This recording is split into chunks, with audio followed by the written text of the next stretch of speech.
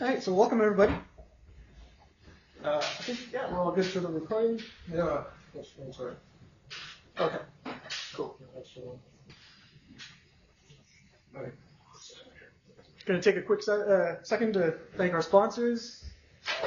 It's actually great to have a Drupal Camp Ottawa again. The last one was 2019, so good to see everybody. Thanks for coming out. Presentation today, GDPR compliance in Drupal.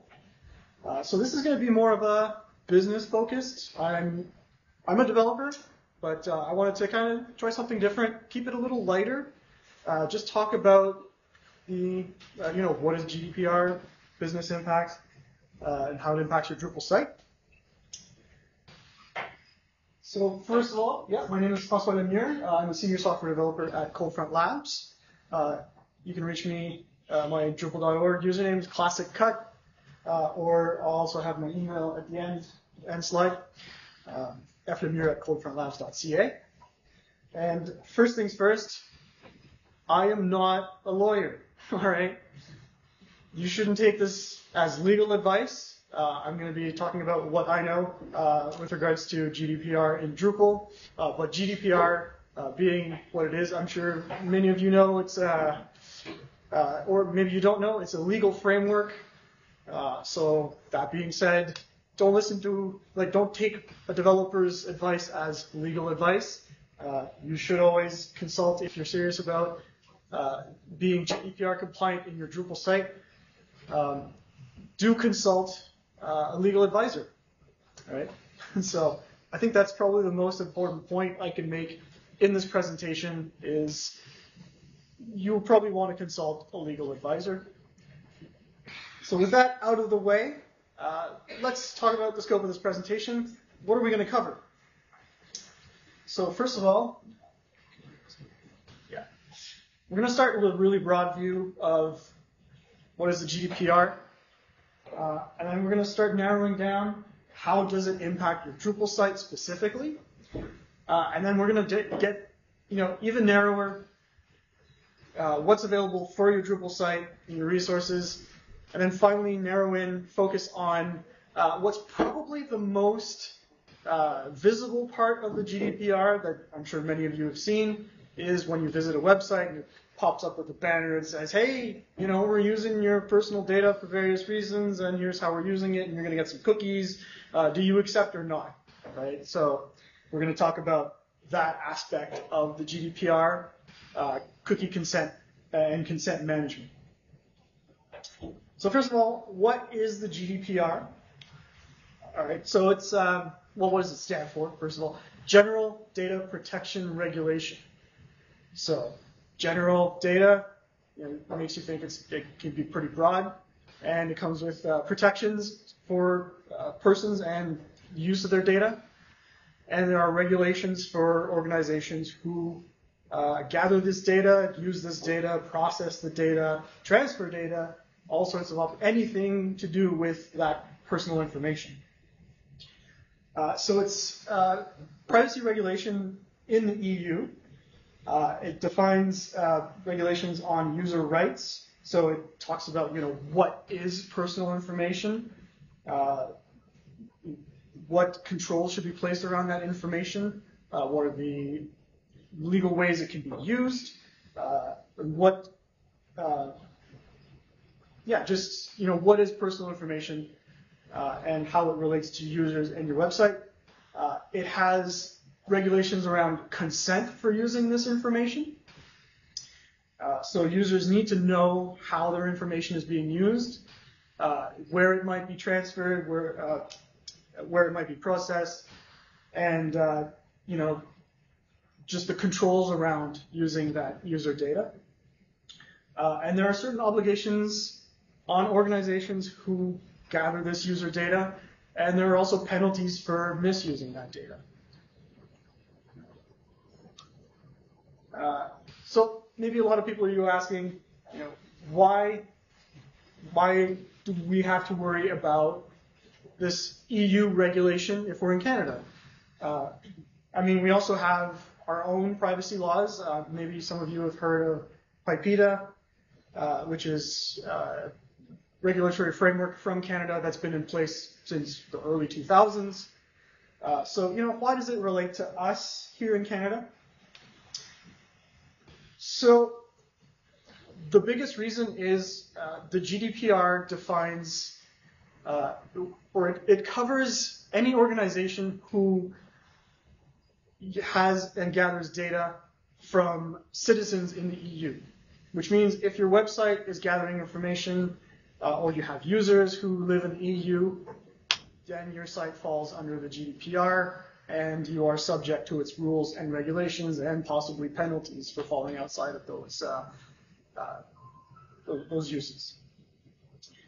So there are a lot of similarities between PIPEDA and the GDPR, but there are a lot of key differences.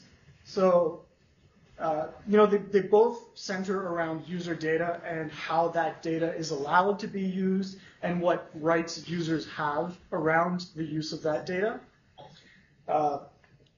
You might have heard of something about the right to be forgotten.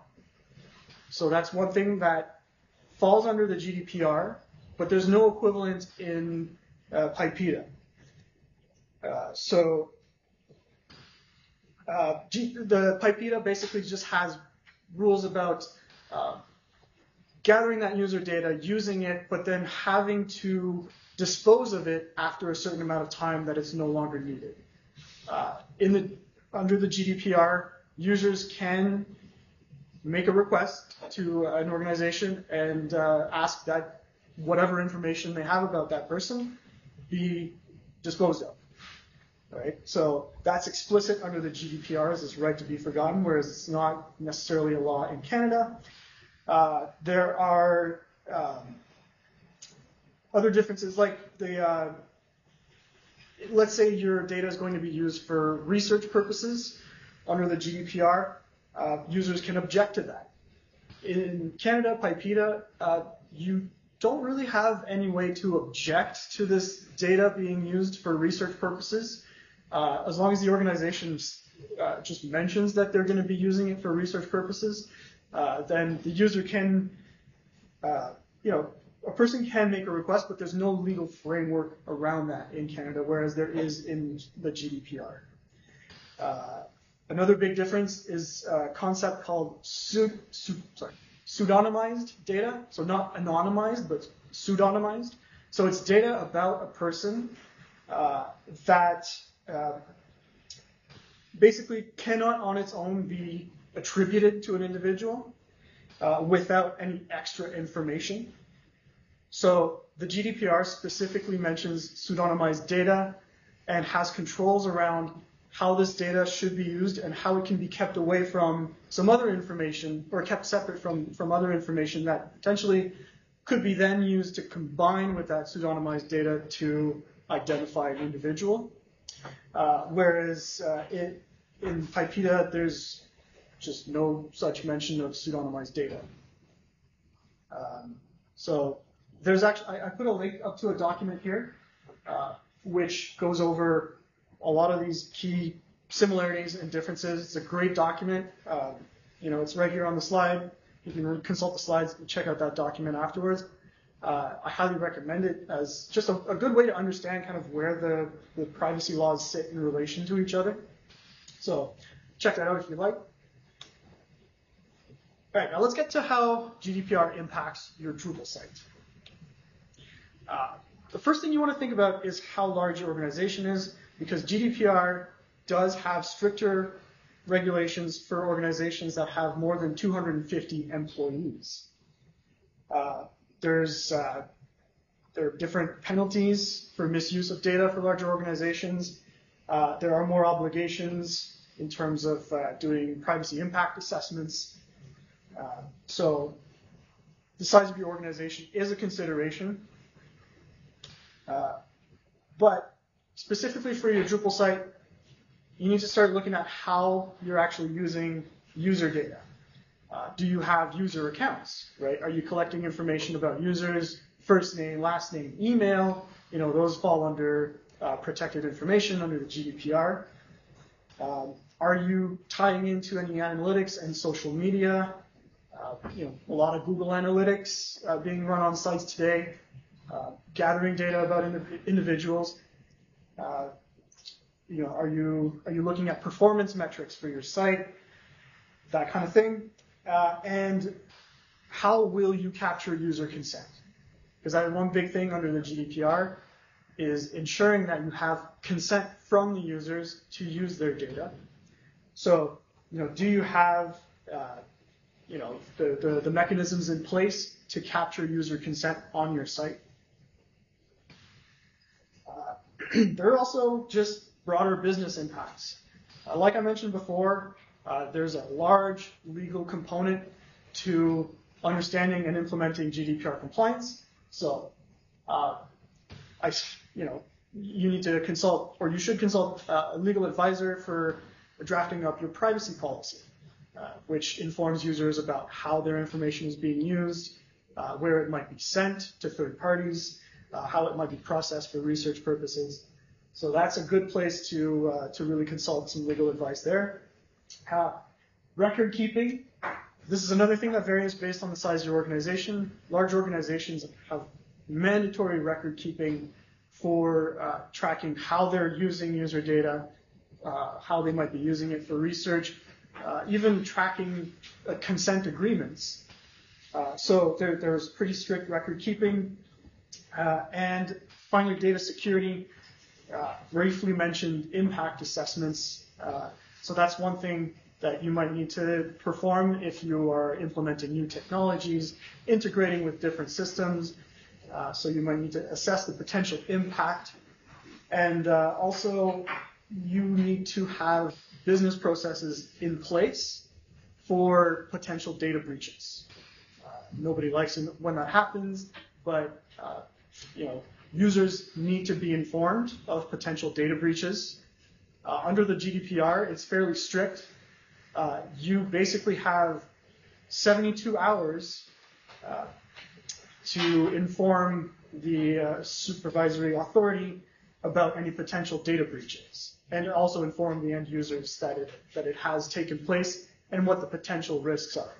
So at a business level, you need to have the processes ready for that in the eventuality that it might happen.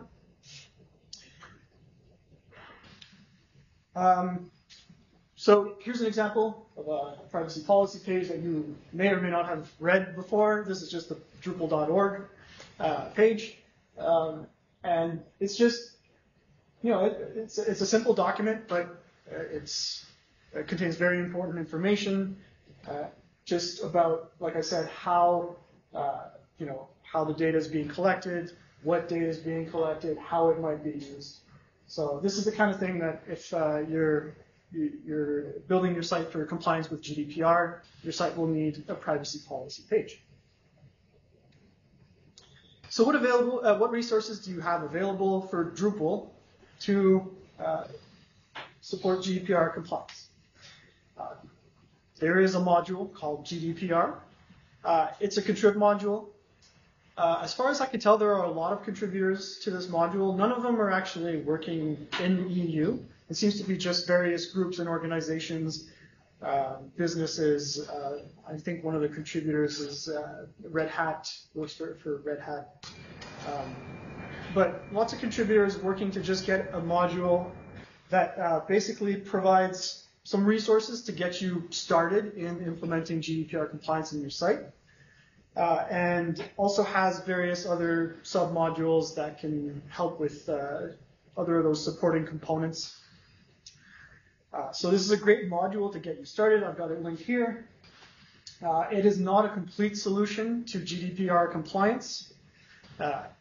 It's just a very good starting point to get you thinking about the things that you need to know and consider if you're going to be compliant with GDPR. So what it offers is, the biggest thing is a checklist. And this is just basically walking you through what your site would need. Just these little considerations that you need to have in order to be compliant. And there's also some supporting modules to help implement things like like consent agreements, tasks for asking for, maybe correcting your user data, removing your user data, so those kinds of tasks. So we're just going to take a few slides here, just walk through what this module offers on your Drupal site. So this is a config page that you'd see if you installed just the GDPR module. So right there, the biggest thing, like I said, is the checklist. So we'll walk through it. Nice and simple. First things first. They basically say the same thing I'm saying. You're still accountable for personal data handling on the site. Just having the module installed isn't enough. It just reminds you that the onus is on you as the business and the developers building the site, that you're the one who has to implement these things. There's a few links to some resources to help get you started in understanding GDPR a little better. So you just kind of check through them, and there's a wizard, you walk through it. It asks about your cookie policy. So do you inform users about the cookies that are being used on their site and offer them a way to opt in or opt out? Next is a lot of the content-related suggestions. So like I said, you'll need a privacy page, and it needs to be published. Right? It's not enough to just have something stored in draft. It's not enough to have something just a page that exists as long as you know the URL. Right? It has to be accessible from a menu. And other things like the site features, as I mentioned, Google Tag. CAPTCHA is one that you might not think about, right? You think, I'm using CAPTCHA to protect a form. What does this have to do with GDPR? CAPTCHA, being a Google service, will send user data to Google. So if you're including reCAPTCHA on a form, then you need to consider that with regards to just your privacy policy and maybe your cookie policy. And then other things like contrib modules. It's reminding you, have you installed any contrib modules that might be, adding fields that store user information. Social media integration. Your site might then share some information with social media platforms and third parties. Have you considered that? And just looking at all the ways that you're capturing user data on your site. So again, these are just kind of reminders to walk you through and ensure that you're thinking about these things when it comes to compliance. And configuration. Users under the GDPR have the right to ask you to cancel their account and to delete their data. So do you provide that mechanism? And finally, again, very important, I found and consulted a legal advisor. It's a highly legal topic that, us as developers, or me as a developer, I don't necessarily fully understand. So if I'm working with a client who's implementing GDPR compliance, my advice will always be consult a lawyer as well. We'll do the technical part, but the legal onus is on the organization. Like I said, there's a time limit, right? 72 hours. Are you able to notify the supervisory authority in case of a data breach within that amount of time? So these are just kind of reminding you of those business processes that you need to have in place. So that's the checklist.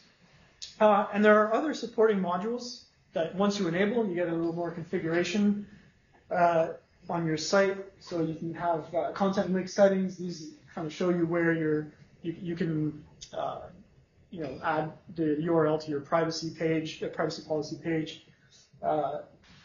Various other settings, agreements that users can have, tasks like data removal, data updating. So those modules you find under the General Data Protection Regulation section of the admin extend page. And so speaking of user data, I'm not sure if some of you have heard of data sanitization. There's a Drush script for the developers out here to sanitize a database. Basically, if you're porting a database that has client information into a dev environment, let's say, and you don't want to pour it in, you don't want to bring in usernames, first names, last names, emails, right? Passwords. There's a sanitization operation that you can do on the database that will remove those basic fields. This goes a little further. You can configure certain fields to be marked as sensitive personal information, and you can configure it to sanitize with a specific anonymizer. So this module provides those processes and the anonymizers that let you apply to any field that you have on your site. If you deem it to be personal information, then you can configure it so that when you run this sanitization process, it will ensure to remove all personal sensitive user information from the database. So it's a lot more flexible than just the basic sanitization, which just does account information. This goes beyond accounts into content types, various other fields. And next, there's consent agreements that you can define. So, this is just a basic example, but you have to have it there, letting people know that their information is being collected and stored when you create an account, let's say. So they're going to be tracking first name, last name, email, and then you ensure that you're notifying the user about that. There are various other modules for GDPR compliance. I'm listing some of them here. EU cookie compliance basically is, EU cookie compliance is it provides the banner to allow users to consent. It provides different consent categories, JavaScript API to manage scripts, and so that's useful for the very specifically cookie compliance part of it. Another one, CookieBot, which integrates with a third-party consent management platform, which we'll cover soon. But basically, it's an integration with a third-party service that offers that kind of banner and cookie management, and allowing users to opt in or opt out of having those cookies. There's the GDPR compliance module, which offers like a variety of things. A template for a privacy policy page. You can have various other things on user forms, let's say, for like user register and login forms, contact forms. And Cookie Pro is another third-party consent management platform for cookie consent management. So those modules, Cookie Pro and Cookie Pro Plus, they basically just integrate with that third party, allowing you to simply insert that consent management into your site. So let's talk about consent management and cookies. Like I briefly mentioned just now, consent management platforms, they're third-party organizations that provide cookie consent management, cookie organization and categorization, and they sometimes do auto-blocking of cookies on the site, cookies and scripts on the site based on user preferences, and there are some paid and free solutions available. So integrating consent management platforms into your site. Basically what that looks like is a simple step process. You start by scanning your site, right? You point the consent management platform to your site. It goes through a list of pages. You can give them either a specific list, or it can just kind of scan like a robot, go through your pages and find all the cookies and scripts that are loaded onto your site. And then you go into that management platform. You categorize the cookies, right? What type of cookies they are, so that users can choose which categories they might agree to or not. It can do some auto-categorization, but it's not perfect. So sometimes you do have to go in there and configure some cookies and say, oh yeah, I know what this cookie is. it's a marketing tracking cookie, right? So then everything can get put into the proper categories. That way, when users see that banner, they can then choose which categories they agree or don't agree to. And then finally, you deploy. Usually, it's a pretty simple deployment process. Something like including just a script tag in the HTML head section of your page, and it just it loads the script, and then the script does its thing. So here's an example of what the scan might look like. So it just looks at your site. It runs its crawler, finds all the cookies, categorizes them for you, and then you usually get a dashboard. And then it's time to categorize your cookies from there. So let's talk about cookie categories. You'll see different categories based on which site you're visiting, but they boil down to 4 major categories, which are performance, also known as analytics cookies. These are cookies that collect information about how the user is using the site, where their attention is being focused, which menus they might be clicking on, which page sections are loaded more often than others. It's often used to just understand better how users are using your site and maybe optimize site performance. Right? So performance cookies. Functional cookies. These are cookies that aren't strictly necessary for your site to function, but offer an enhanced performance. So let's say, I use a weather site to check the weather. It might have a cookie that stores my location. That way, when I visit the site, I don't have to input my location every time. So that would be a functional cookie, right? It enhances the functionality of the site for me, the user.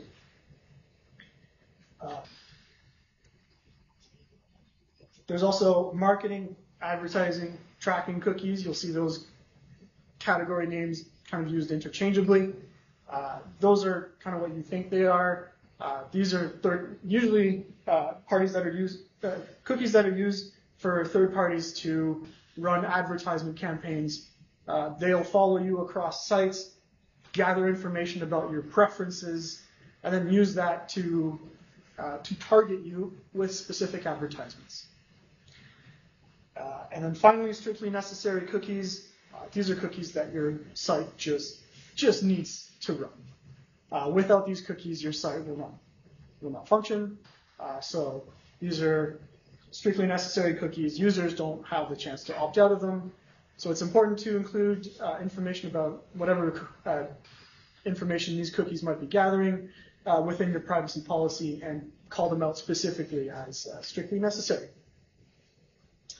So the link right here, gdpr.eu/cookies, gives you kind of an overview of these cookie categories and how cookies relate to the GDPR.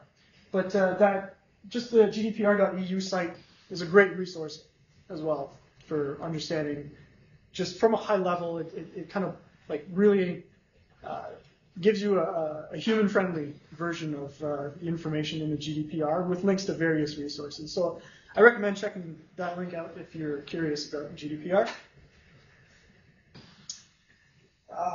So this is an example, again, of a consent management platform. After you've scanned your site, it'll show you the list of all the cookies that you've got and what categories it kind of found them in, which host the cookie originates from, the name of the cookie, and from here you can just categorize them as you need. So this is kind of just to give you an example of what you might see in one of those consent management platforms. And finally, there's a distinction between first-party cookies and third-party cookies. Fairly straightforward. First-party cookies are cookies that are offered up by your site, and then third-party cookies originate from an external URL. So pretty basic there. So yeah, think Facebook. If you include the Facebook tracking pixel or marketing pixel on your site, right? That'll load up a third-party cookie, which can then follow users around as they browse and is usually used for that marketing and targeting. All right, so I couldn't help myself. I'm a developer. Let's get into some tips for developers who are working within the context of a site that's GDPR compliant. Something that's very useful is being able to inspect your cookies. So once you browse to a site, you open up your developer tools. In this case, this is an example of Firefox developer tools. So looking at it a little bigger here. If you go to the developer tools, in the storage tab, there's a cookies section. So it just lists all the cookies that have been loaded onto your site. In Chrome, things look a bit different. And it's actually loading a few more cookies in this case. You'll notice Firefox has some settings that actually, by default, block certain cookies. These are, like you can see the GA cookie here, Google Analytics. So there's a lot of information you can get from these developer tools in terms of the specific cookies that are being loaded. And that's just for one particular page, though. So if you navigate to another page, it might load another cookie, which is why those consent management platforms can be so popular, because they just go ahead and scan your entire site and show you the list of cookies. Whereas imagine going through all the list of all pages on your site, going to the developer tools, checking the list, adding them to it. So it can be a tedious process. But this is how you can get to them. And then a little bit, another useful trick here is finding out which requests brought in specific cookies. So in the Chrome developer tools, I haven't found an equivalent in Firefox developer tools, but in Chrome developer tools, if you go to one of these cookies, right-click on it, it'll show you an option called Show Requests with this cookie. And it'll open up the Network tab, filter it out with the cookie domain. So in this case, you can see that this one particular cookie that I had looked at, search for, has these requests that brought in that cookie.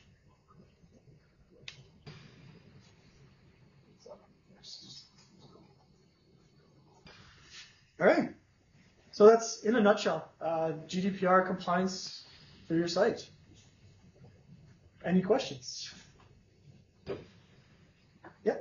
I'm a total view on this whole topic, but is there a way to get Google Analytics to read a preference and show the basic stuff versus the marketing stuff that they have? How do you mean? I guess, if you have, we have all the marketing stuff turned off in Google Analytics, so if you don't do any kind of consent or anything. Right. I was wondering was there a choice you could make in Google Analytics set up? Yeah, so Google Analytics does actually have certain mechanisms that'll even track consent. Mm-hmm. So they'll do their own categorization, and they can tie into say CookieBot or CookiePro. Okay. When you integrate that third-party management, cookie consent management, that can also communicate with Google, and Google can detect which consent categories have been accepted. Okay, cool. Yeah. So, and then it will shut off its tracking for those things. Okay, cool. Thanks. Yeah. Other questions? Yeah. What are your thoughts on an automatic consent? So automatically consenting on a scroll. I've noticed a lot of government websites put the onus on users, where in the privacy notice they'll say, if you don't want cookies, go into your browser and change the settings, versus actually giving them the option to reject. Yeah, so I guess that falls under the concept of opting in versus opting out. I'm not exactly sure what the GDPR laws say specifically about assumption of opt-in. You definitely need to have ways for users to opt out. So that has to be easily accessible for the user, easily findable for the user. And definitely within the privacy policy, there should be kind of explicit mention about that kind of thing, where by default you're treating user data a specific way, but that you need to show them an easy way to get to the options to opt out. Okay. So do you think the options by going into the browser and doing it themselves is enough, or does it have to be sort of integrated into your website? I believe that for GDPR, there would have to be an option on the site that's separate from just browser config. Because then the site itself has to have the mechanisms to allow users to opt out.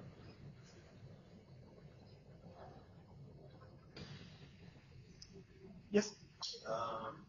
So yeah, GDPR is much more robust than privacy law. With the new rise in technologies like artificial intelligence and expensive personal data, especially because of how valuable it is. Yeah. But I'm curious about the GDPR module itself and your experience with clients. Have you found that clients in Canada are adopting more of this GDPR module to ensure that they're protecting their personal data for the organization, or are going through different processes to kind of Yeah, well, from my experience, I have a client who is based here in Canada, but a lot of their audience is European. And because of that, and because of the, it wouldn't be so much, I think, an issue if they just had, public users, like not authenticated account holder users in Europe. It wouldn't be so much of a problem, but they are doing commercial activities in Europe. And so with that, they wanted to ensure GDPR compliance. So even though they're based here in Canada, just due to the nature of their marketing activities, then they needed to seriously think about GDPR compliance. And then specifically with regards to targeted advertising campaigns, that's when it became really important for them to support it. For them, they didn't go through the GDPR module itself, but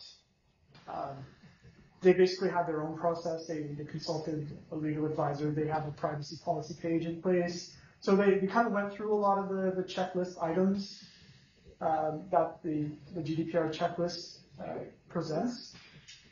Just kind of, not through the context of the GDPR module. Yeah, my pleasure. All right. Other questions? I know it's almost lunchtime, so some of you guys might be getting hungry. But anyways, thank you everybody for coming. Glad I had the chance to present to you today.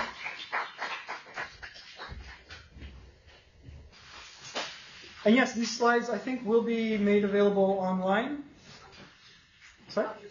On the Drupal Camp Ottawa website. So feel free to consult them. Like I said, a couple of very handy links in there. So thanks again.